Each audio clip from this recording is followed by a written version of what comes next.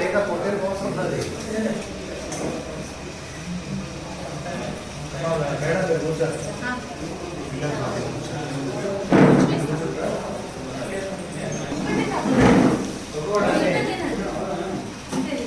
నేను సన్నతా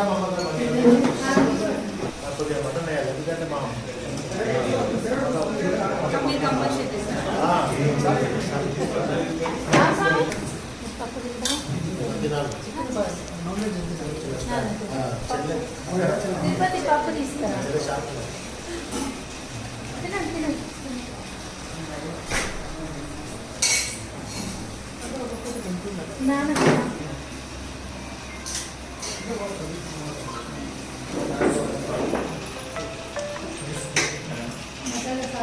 హలో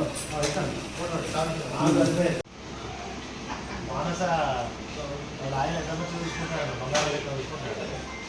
ఆ చేతి మీద బొమ్మనే వేసుకున్నాడు ఇక ప్రాణంలాగా. అది చూస్తాడే వాళ్ళ అక్కయ్య పాపం హాస్పిటల్ ఆడపిల్లి.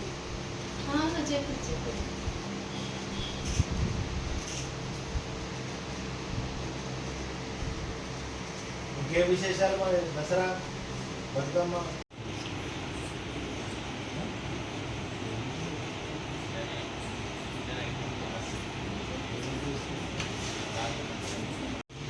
మిమ్మల్ని చూసి మమ్మల్ని ఎత్తుకున్నాను అంటే మీరు హ్యాపీగా ఉండాలి. అసలు చేస్తున్నారు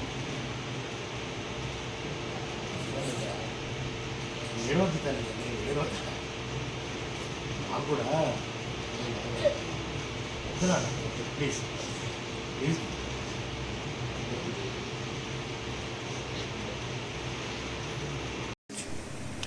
చొప్పదండి నియోజకవర్గంలోనే చాలామంది పిల్లలు తల్లి తండ్రి లేక అనేక ఇబ్బందులు జరుగుతున్న నేపథ్యంలో కొంతమంది పిల్లలైతే ఎంబీబీఎస్ కానీ పైలట్లు కావాలని కానీ ఇలా నా దగ్గరకు వచ్చి చెప్పినప్పుడు చాలామంది పిల్లలకు ఎంబీబీఎస్ చదివిస్తున్నాను. ఇదే సందర్భంలో పైలట్లు కూడా ఇద్దరు మా నియోజకవర్గం నుంచి ఘర్షకుర్తి కానీ మంగళపల్లి నుంచి అవుతున్నటువంటి సందర్భం చాలా గర్వకారణంగా ఉంది. ప్రతి సంవత్సరం దసరాకి ఈ పిల్లలందరినీ కూడా పిలుచుకొని నా సొంత బిడ్డల్లాగా వాళ్ళకి, నా సొంత బిడ్డలకు ఎట్లయితే బట్టలు కొత్త నూతన వస్త్రాలు కొనిస్తాము, వాళ్ళతో కలిసి దసరా పండుగ నాడు ఎట్లయితే భోజనం చేస్తాము, దసరా కంటే 2-3 రోజుల ముందు ఆ పిల్లలందరితో కలిసి భోజనం చేయడం, వాళ్ళకి బట్టలు ఇవ్వడం నేను చాలా సంతోషంగా గర్వంగా ఉంది. నిజంగా ఆ పిల్లలందరూ నా సొంత బిడ్డలాగా చూసుకుంటున్నాను.